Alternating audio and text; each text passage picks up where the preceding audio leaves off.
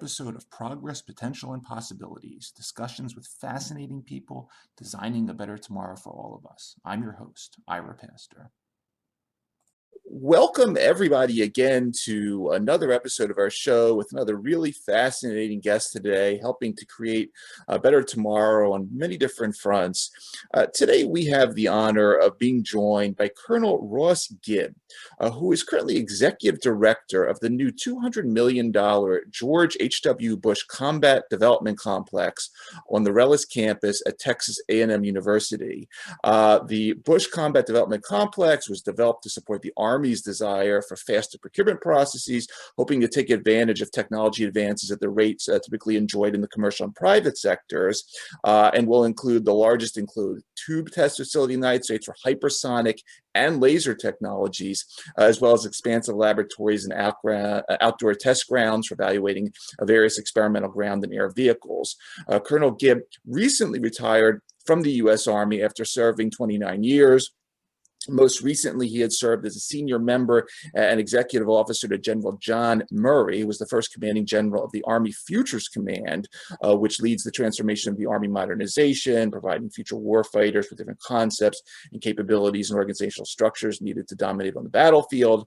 Colonel Guieb served 2 tours of duty in Iraq, 1 in Afghanistan, in addition to brigade command at Fort Hood, Texas, multiple deployments in areas like Honduras, Panama, also worked at the Pentagon, where he was executive officer, then Undersecretary of the Army, Ryan McCarthy, who was also the 24th Secretary of the Army. Colonel Guieb has a bachelor's degree in international relations and affairs, and he has multiple master's degrees in education, business administration, and national security policy. Colonel Ross Guieb, thank you so much for taking the time to come on the show, and obviously thank you so much for your long service to the country. No, thanks for the invitation, and as I said earlier, I really appreciate your mission of getting the word out and growing this kind of community of interest, because I think it's an important message to be sending out. So thank you. Thank you. Absolutely. Absolutely, definitely, and it's very much. I really appreciate you being here. And typically, we start things off by just handing our guests the floor for a little bit to talk a little bit more about their background, everything from where you grew up, how you got involved in interest in service. But at the same time, reading about you, you come from a long lineage of service, going back to your paternal grandfather. If you could take us a few decades back as well, I think that'd be a really nice way to sort of set the grounds of who you are. No, thank you. So I'm first generation Filipino American, and the way that our family was able to migrate to the United States was through service. So both my grandfathers, both maternal and paternal, both fought on behalf of the United States during World War II in the Philippines. So my paternal grandfather was a Bataan Death March survivor, and my maternal grandfather also fought in World War II, as I stated. And at that time, there was kind of an agreement or a promise to help with the immigration of those that fought on behalf of the United States or with the United States, to help immigrate them to the United States. So my grandfather did that and came in the late 40s. You could imagine how difficult it would be to come to such a large country after World War II. Your English is a second language, and then really try to make it, in the land of opportunity, the land of freedom. So it meant a lot to him. So then that kind of resonated and kind of throughout the family, this idea of service. So my parents met. My father came in early 1950s, and then my mother, who they didn't know each other, she came to the United States in the mid 1960s on a kind of a educational visa. So they met. I was born in San Francisco. So one of the things that, migrants do is that, they just work hard, like most, and try to build that nest egg to purchase their own home. So, out of San Francisco. My grandparents, my paternal on my paternal side, moved out in the suburbs. So mostly when we were very young, not in school yet, we stayed with them probably about 45 minutes away from San Francisco, while my parents were getting certifications and working 2 jobs to try to build that nest egg. And then when they were able to buy their first house, we moved back in, and they would come back, every weekend to make sure that they spent some time. So a lot of time with the grandparents. My sister and I only have one sister. So what that meant was you really got to feel this idea of service, and this idea of why this is such a great country, because as grandparents will tell you, it was difficult not growing up in a country such as this. So make the best out of it, right? Give back somehow to the country that really allowed us to live the way that we're living. So, just had a normal upbringing in San Francisco. We finally moved to the suburbs. I went to parochial schools growing up, then went to public school, then really went to an all-boy high school, which also shaped the way they were very focused on discipline, very focused on, getting to the next level of education. So then I did that, and was initially going to do a 4-year hitch at University of California, and did ROTC, which was great because I played a lot of sports growing up, and I felt like I needed to be on some kind of a team because I just felt like I was a better person if I was on a team. And on that, it was pretty interesting because I joined the Army RTC and I fell in love with it, right? I fell in love within the first 6 months of being in the Army. My company I was in, we went to Honduras and we helped build roads and we helped build schools and those types of things. It really kind of resonated with me, this idea of helping others. Came back for 6 months, went back to Honduras for another 6 months, polished up my Spanish, came back to Fort Lewis, and then back to Panama. So this idea of just being with your people, like-minded people, and then helping others really resonated with me, and that was kind of my upbringing. So, and then the early kind of seed in the Army that kind of really got me excited about, the idea of the Army not being just a war machine, but also being an organization that helps other countries develop. So that's kind of me in a nutshell. One thing I'd like to add is, Sure. My wife's a school teacher. She's a Navy brat. Mm-hmm. And so she understands service. We've moved 23 times. I have 3 sons that, went to about 9 different schools. My oldest is out in California, so he went to UCLA. And then I have twins. So he's a computer engineer, computer science guy. And then I have twins that are in the Corps Cadets here. And so they're kind of following in the Army footsteps. They'll commission in 2 years. So what we do here and what we do in my current mission, I put faces to that to ensure that they have the right tools when they need it, where they need it, to win decisively and have that overmatch. But this is all about, for me, and I really think for a DOD, I'm not going to speak for them, but I think this is about deterrence, Mm-hmm. Mm-hmm. right? So if you can imagine, for 20 years, we've been singularly focused on the Middle East, Iraq, Afghanistan. There's a lot of technology and research that we weren't laser focused on, rightfully so. But our near peer adversaries were. Right. So it's almost, and this is not a 1-for-1, but it's almost like they have a head start and continue to work on these things that we work on, like hypersonics, directed energy, those types of things. Whereas, we were focused on Iraq and Afghanistan. So if you think of the military having these levers of people, operations and training, and then modernization. You can't turn all those levers full on. Right. It has to be a balance. And if you turn on the operations and training and you're going to Afghanistan and Iraq, there's a lever you're probably putting way down, and that was modernization, because you need the people to do all those missions. Absolutely. Yeah. Absolutely. Yeah.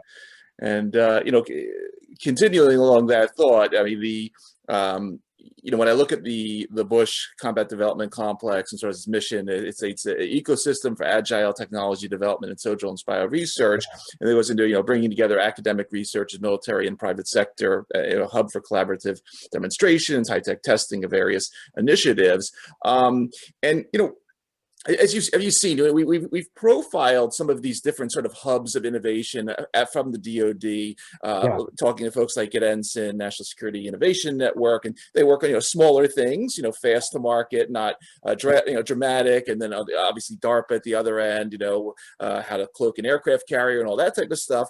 And I always, sometimes I'll get in a discussion and people be like, wow, if we could only duplicate sort of the DARPA model elsewhere, you're doing something kind of different, because you're saying, okay, here's a great model of university technology transfer, industry collaboration, works really well for all sorts of cool stuff in terms of drug development and other things that we profile in the show. Here's a great opportunity because defense sciences is so extremely important. Talk a little bit about how you view innovation in this context and some of these models that you're interested in terms of sort of this 21st century modernized DoD. Yeah, so that's a great observation that you made. Not many people that even study this will make that same observation, right? So we feel like we're between, the basic and foundational research on the far left, so their discovery and those types of things, and then the big DoD labs, some of which you stated, on the right-hand side. We're that bridge in the middle. We fill that gap between a large DoD facility and a small university or university basic and foundational. We're in that applied middle space. And the way we do the agile kind of technology development is we come with all the relevant stakeholders to do these demonstrations on these really exquisite technology. So if you're looking at this hypersonics, as defined, these projectiles going Mach 5 or faster, right?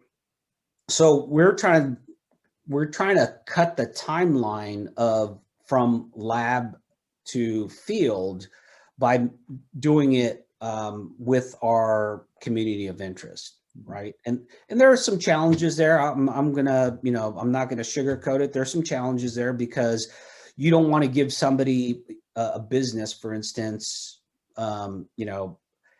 a business advantage by bringing so many in and then understanding where we're at. So we work with our partners like within DoD to ensure that we have the right industry partners that really can move the needle, right? Because there are some real experts, technical experts in industry that can help us say, no, we've done that.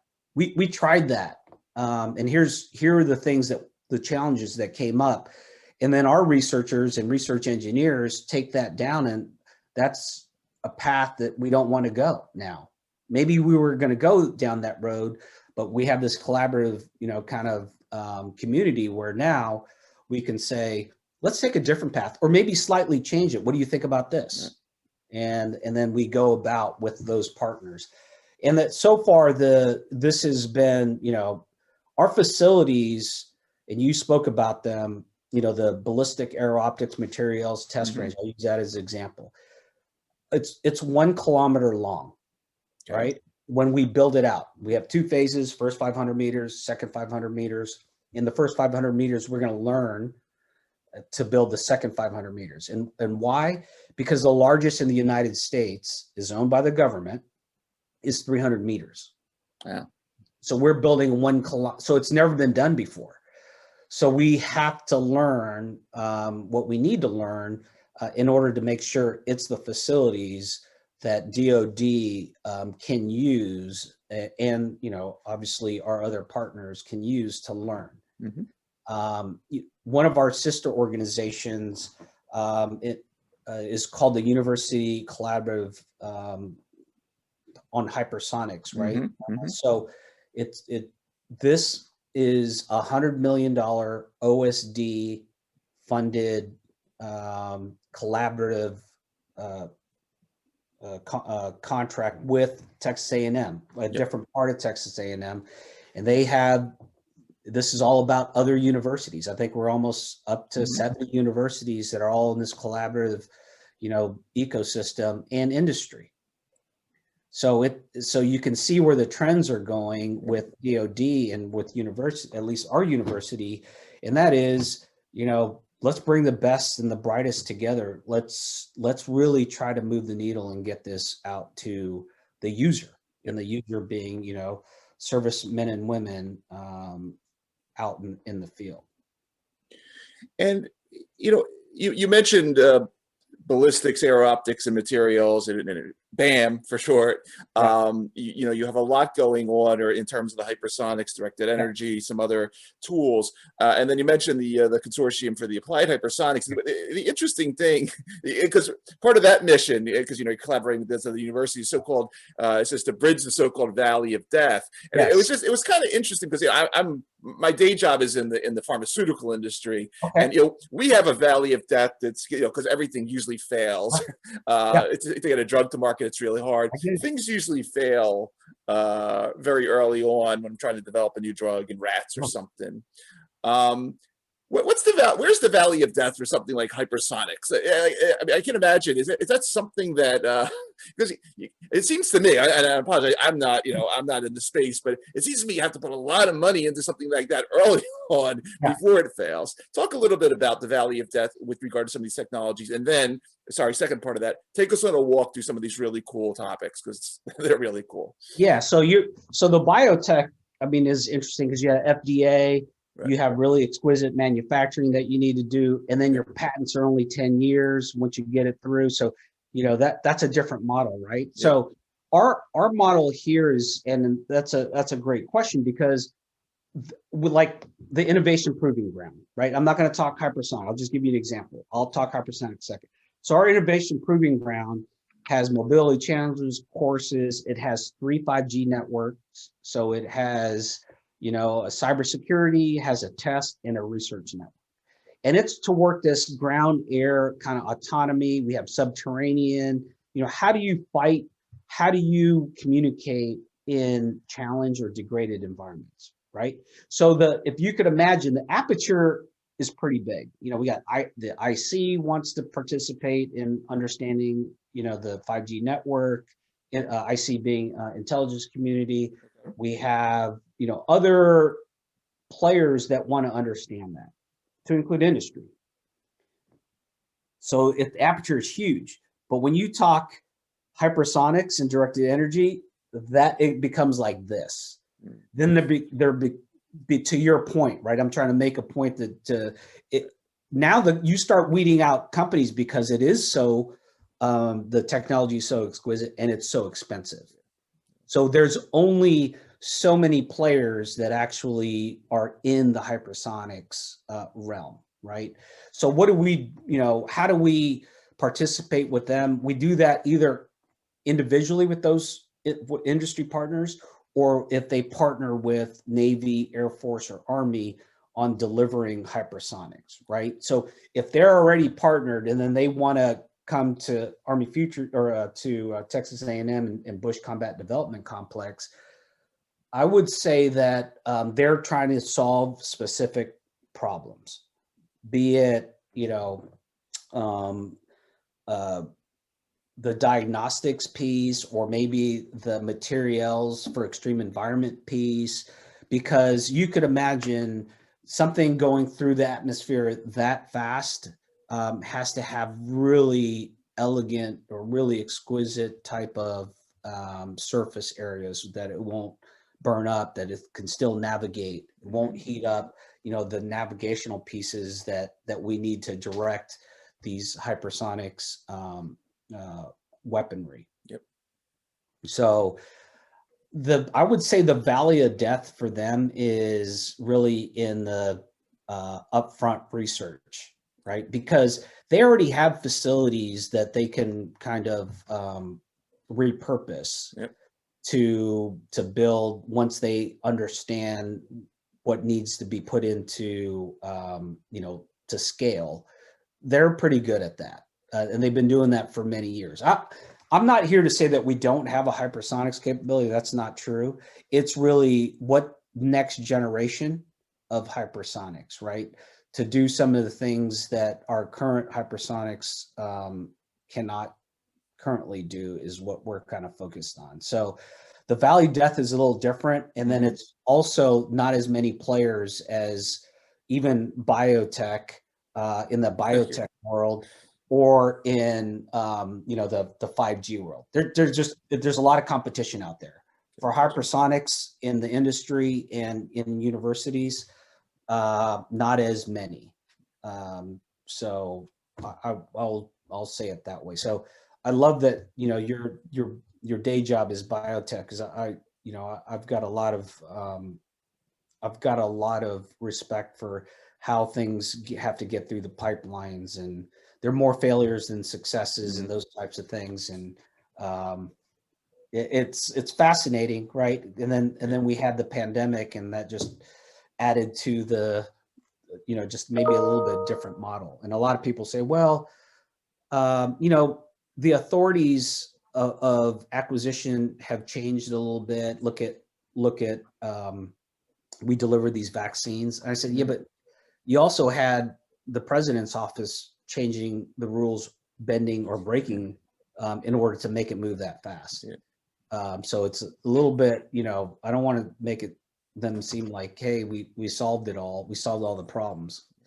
For that specific thing, when it's a pandemic, we can organize ourselves to solve a problem, as shown. But yeah, absolutely. yeah. And biotech is a place where you have to. Well, I'm sure with hypersonics or any of these technologies, you have to have a thick skin when something doesn't work. Oh yeah, as you wanted to.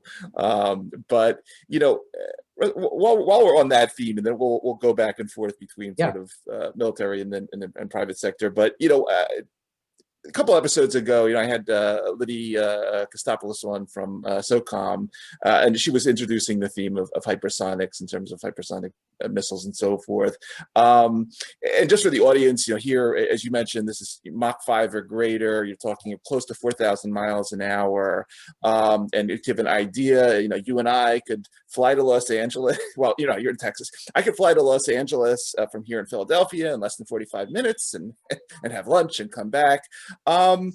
Just a little tangent here, and we'll get back onto the more serious stuff. But I hate flying. I don't, I'm not scared of flying, but I can't stand being on an airplane forever. Talk a little bit about it, because you talk. We're not just. This is not just a war machine. Some of the greatest technologies for the private sector come out of the DoD. Just talk for a few minutes on some of the visions of hypersonics. In the Concorde went away, but hypersonics. When are we going to fly on a hypersonic plane, feasibly in the near future? On the hypersonics planes, I'm not sure that's not my focus area, but for things that we're taking from one, let's just say from one area to another, or from one continent to another, things that we're taking hours potentially can take minutes. So if you think about the response that you can have, and then really the deterrent message that it sends, right? Sure. You're talking minutes or hours to minutes. I mean, that sends a pretty significant message of, you do not want to participate in this kind of operation with the United States or its allies, right? So if you look at that UCA, for example, there are other countries universities that participate in that. So it's again, this is a kind of an all-in kind of technology, in that it will help and it will support from a policy and strategic standpoint more than just our country. I mean, our allies will benefit from us fielding these types of exquisite weaponry. And then, we've had in our innovation proving ground, we've already tested remote control vehicle lights. Okay. So, so what does that mean? It's you have these vehicles that really are the future. This integrated autonomy is what we like to call it. It's the future of warfare, right? Mm-hmm. I mean, because we don't want to put as many young men and women's lives at risk. So it's these, and they have this air to ground, ground to air communication. So it could help us visualize. One way to use it is help us visualize the battlefield. Yep. Because it can go out further, faster, undetected. It will have, potentially UAS tethered to it and can, move on its own to do the reconnaissance that's needed or carry different payloads. So the use cases and that and concepts is important to not just the technology. Sure. Right. So the Army Futures Command, my old organization, is focused not only on delivering the best technology to the warfighter, but they're also concerned about concepts. How do you fight those technologies and pieces of exquisite equipment? And then also the structure, the people. Yep. So if, you used to have an infantry platoon of X amount of people because they had these specific types of equipment, now you have more exquisite equipment. What does that platoon look like now? Is it as big? Is it smaller? And how do you, fight that conceptually?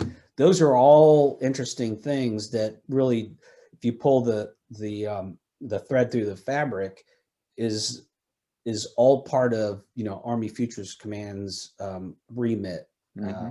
A lot of people just see the acquisition part of it, delivering, IVAS or these different sets of goggles. No, it's much more than that. So, so, you talk a little bit about the hypersonics. You're going to be doing directed energy technology there as well. We talked to Dave Stout at Booz Allen a few months ago about his work there. But now, okay, so Texas A&M Rellis campus, it's in Bryan, Texas, which for our international listeners, it's somewhere about halfway between Houston and Austin, population about 86,000. This is not a secret facility under the Pentagon or Area 51 or something like that. It's a university. Yes. Talk. And just like me in the biotech space, I don't want my discoveries walking out of the lab. Talk a little bit about security and the things you need to think about. Yeah, that's great. Yeah. So our facilities are on the Rellis campus, right? And Rellis really is an acronym of our core values: respect, excellence, leadership, loyalty, so integrity and selfless service. So it's not named after a person, it's the acronym, right? So it sits on 2,300 acres. And it used to be, and it's got great bones in national security because it used to be Bryan Army Airfield back in the day. And back during World War II, it tested instrumentation for B-25 bombers. So the campus has a lot of history with, these, how to support DoD. And if you listen to our chancellor, we just briefed the Deputy Secretary of Defense last week.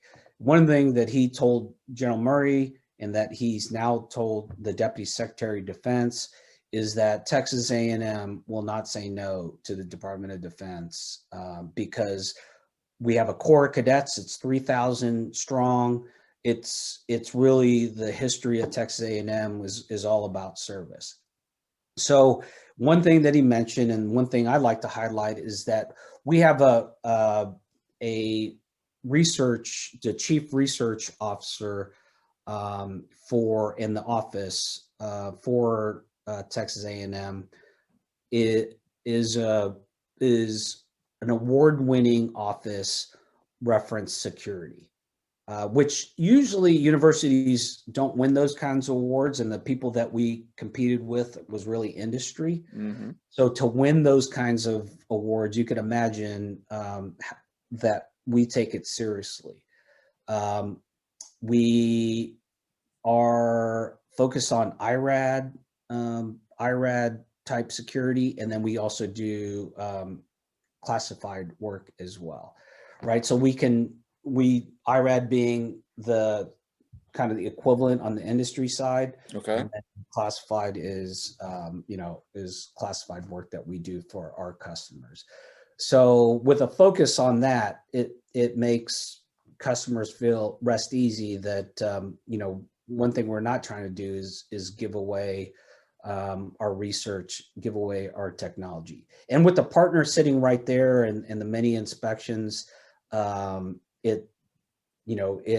it's helpful, so to speak, that we can be with our partners and move the needle. So we do have some folks here from Army Futures Command that are partnered with us and that are that also work with us hand in hand.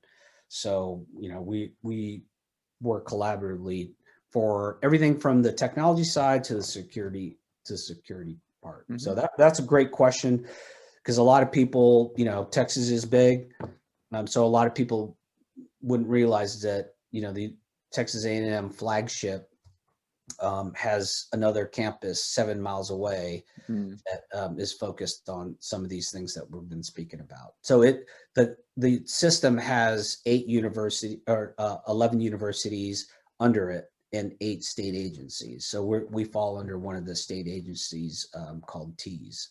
So yeah.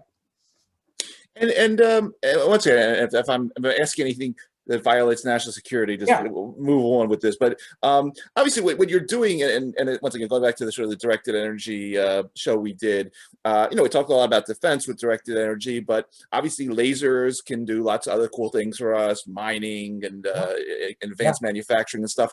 If you come up with some interesting discoveries that don't, that have, as we said, these dual uses, is it possible? I mean, is there a sort of a spin out / sort of startup sort of infrastructure there too, where, hey, because defense sciences is hot, just like biotech is hot, for young companies that, hey, I'd like to take this directed energy technology and try to mine some precious metals or something with it. Talk a little bit about that part there. So we are building kind of a national defense research ecosystem here, right?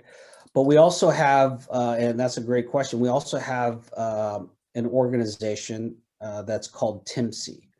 So it's Technology, Innovation, and Modernization Catalyst. So how do we connect people that have problems with the problem solvers here at Texas A&M in these areas that you're talking about? So if there are other use cases and we have companies that are looking to solve those problems, we can discuss tech transfer there. We can discuss commercialization. We can discuss scale. And really that idea then is to bring the problem owner with the solution owner together to work out how they can best move forward, right? So that's a great question. And that's part of the ecosystem, because there are things that spin out of these that have great application in the commercial world. As if you think that DARPA created, or invented the internet for specific things, it's certainly being used for different things today, right? And to your point earlier, and I love that you mentioned that, because a lot of, at least the younger generation don't know a lot of things we do today, or a lot of the technology we have today really stems from the military's necessity, and then it had the commercial application. So now it's almost turned where there's all these commercial things that have military application, because if you look at the investments from industry and R&D, it's almost reversed. R&D from the military, it's almost reversed than what it was during the time frame that we were talking about, in in the 60s and 50s. Yeah. It was the military that was doing had all the R&D spending. Now it's most of the R&D spending is done in industry, and DoD doesn't spend as much because obviously these companies are big and strong and financially willing to do it. So that's a great question. Rellis campus, 7 miles away from the flagship. So it'll be a place when complete, because of some of our facilities. Our first one will come in this August of 2021. The next facility, the Innovation Proving Ground, will come in FY22, and then the first portion of the ballistic aero optic, the first phase, will come in 23. Right. So but from the time of the statement of need from the Army, it just so happens our first customer was the Army Futures Command, to delivering our first facility within the complex is less than 2 years. So an 80,000 square foot building, 4 high bays, 2 secure high bays, clean labs, laser labs, data analysis center in 2 years. There's, we always talk about what if we built something like this in the federal government? We wouldn't even be done with all our design and or studies. We just could move a lot faster. So therefore we do to support our DoD customers, government customers. Yeah.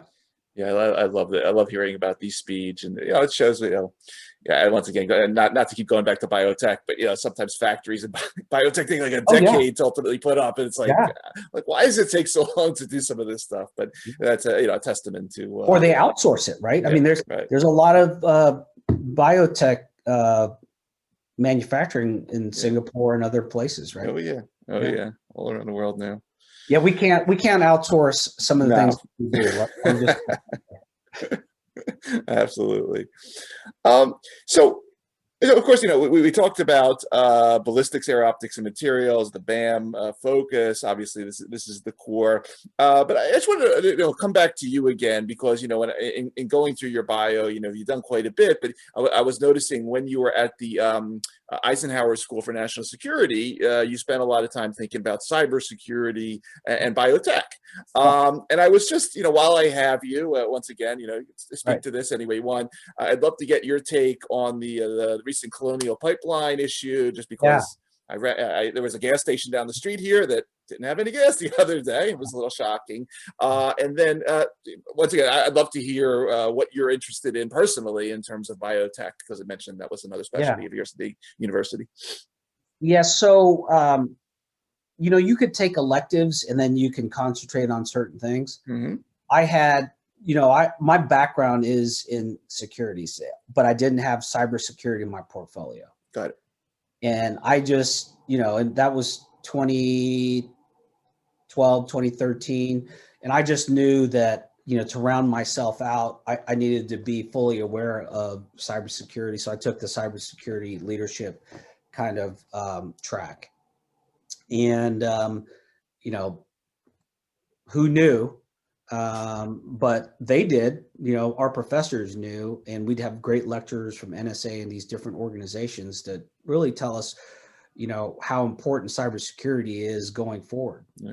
And mostly serendipity, I think, on my part, because I'm not the smartest guy, but I thought, like, if I really want to be a professional, I really need to understand that, because that was the hole in my swing, so to speak. And then the biotech, my mom's background is in biotech. She worked for Kaiser, and she was a biochemist. And I knew that if I did something that I was very familiar with, like policy or some other areas, that I basically can kind of coast through.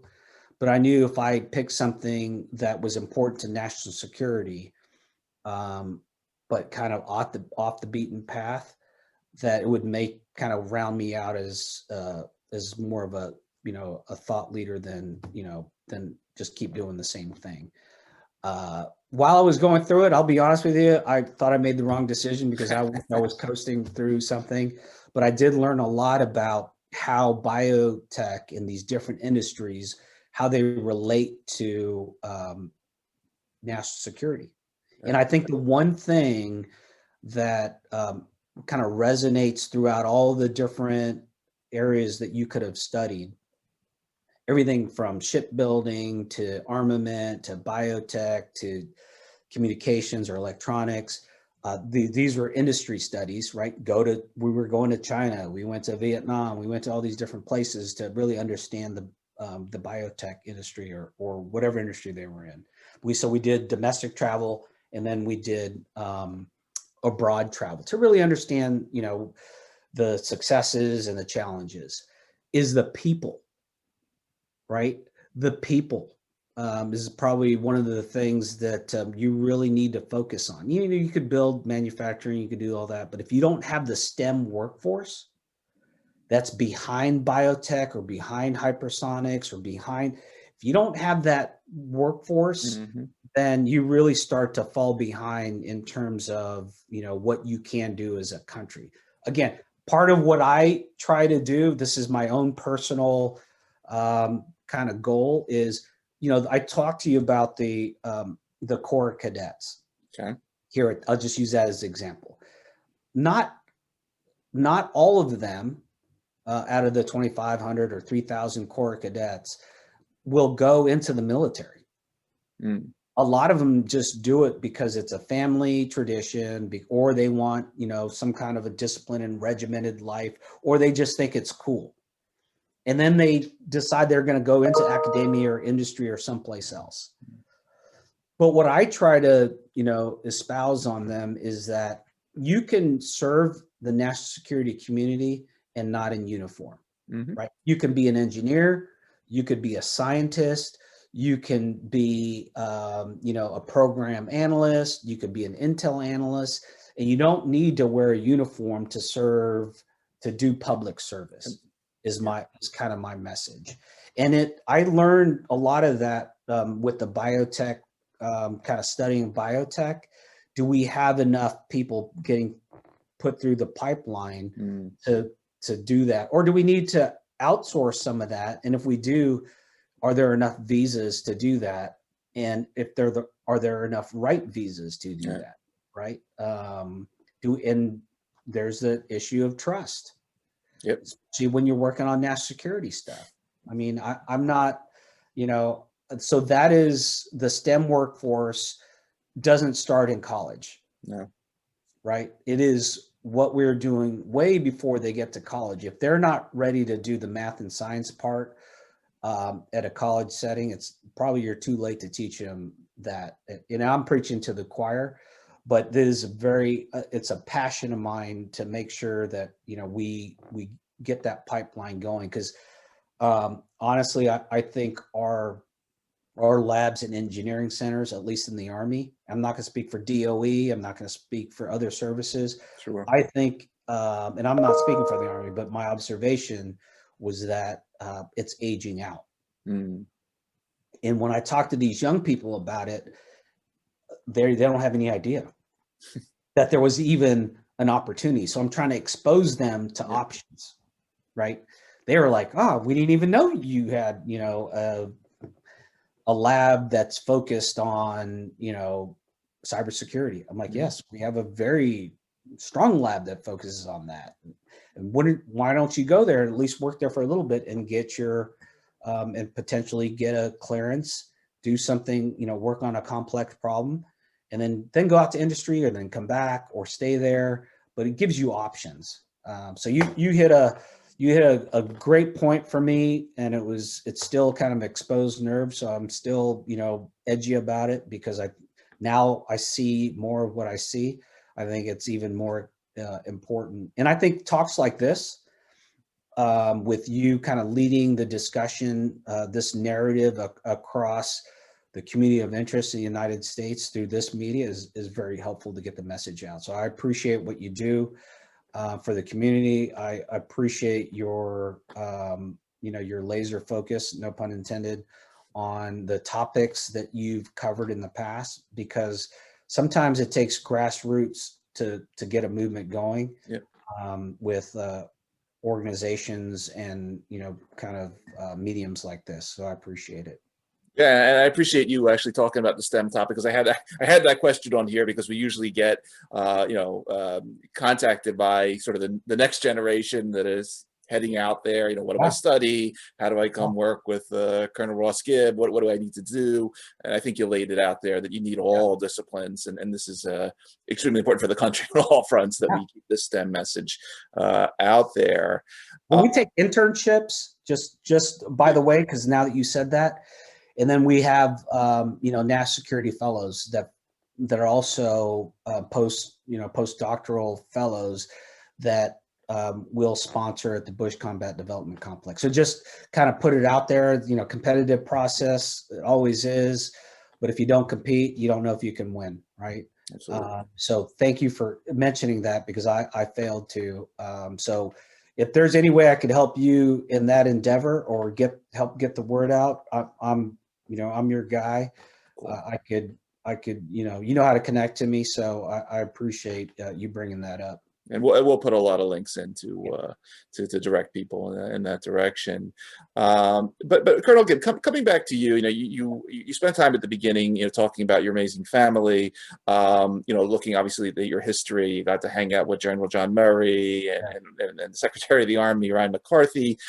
Take a few minutes, if you would, just to mention, shout out to anyone else you want in terms of mentors, other influencers, people you're working with now that are really instrumental in this next phase of your career. Yeah, well, so there's many senior leaders that I've worked with that, obviously would fall on a sword for. Many you have mentioned. There's probably too many to mention, but I want to focus on the people that really I work for that go unnoticed, and that's really the soldier. And I worked for many a great soldier, because I felt like when you're in those different leadership and command positions, it's you working for them rather than them working for you, is the way I kind of visualize that in my own mind. And I lost a lot of good soldiers in different, environments, from combat environments to combating in their head the same environment post conflict. Lost 5 to suicide, and and the thing is, they leave these family members back, and these Gold Star family members that just do they're just the best spokespeople for their service member that they lost, and to include our Gold Star family members that that lost somebody in combat, and it's just it's hard to wrap your head around losing soldiers.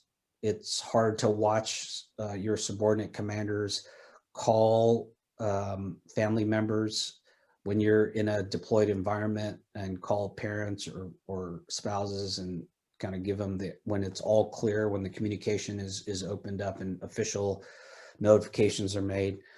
It's hard to watch a young company commander, when they're only 28, 29, 30 years old, try to reconcile with a family who lost, a 20-year-old sergeant or 20-year-old specialist. So my hats are really off to those young men and women who don't get as much of the recognition, but deserve it probably more than, obviously more than me, but more than most. And also to those family members, I talked a little bit about, I moved 23 times, kids went to 9 different schools. We like to call our spouses or better halves kind of the unseen veterans. They learn how to do different things that, they didn't sign up to do, put up cribs to, they put up their own crib, they give birth without having the significant other there. Or if it's reversed and or you have somebody that's in a civilian capacity taking care of the kids and and he is waiting for his wife to come back from deployment while trying to work and take care of kids. So my message is, thank a veteran, do something more than just thank if you can, but thank those family members too, because they serve as just as much as the service member, if not more, right? I'm focused when I'm deployed, I'm focused on mission. So I'm singularly focused while they get to, back at a home station, wherever that is, home station USA, focused on, 100 different things. It's because of their support that you're allowed to be singularly focused in a combat environment. So I really appreciate that message, and you putting the human face on this, because this is a huge family, not just the soldiers, but everyone else in that link, and it's we forget about that, but I appreciate that message. Colonel Guieb, it was a fascinating discussion.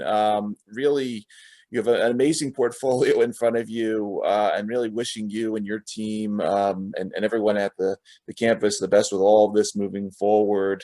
For everybody that is going to be listening to this particular episode on the podcast or watching on the YouTube channel, you've been listening to Colonel Ross Guieb, Executive Director, George H.W. Bush Combat Development Complex, Rellis Campus, Texas A&M University. Colonel Guieb, I want to again thank you for taking the time to come on the show. Thank you for everything you're doing, and obviously thank you for your long service to the country and keeping us all safe. And as we say on our show, thank you for helping to create a better tomorrow through what you're doing. A very inspiring discussion. Thank you, sir, and thanks for what you do for the community. As I said earlier, I just think that what you do is fantastic. It gets the word out to people potentially that will never have heard of, hypersonics or directed energy or service. So thanks for what you do. Appreciate it, and keep going. I'm going to be in the background supporting your efforts. So thank you. Thanks for the invitation. Great seeing you today. Okay.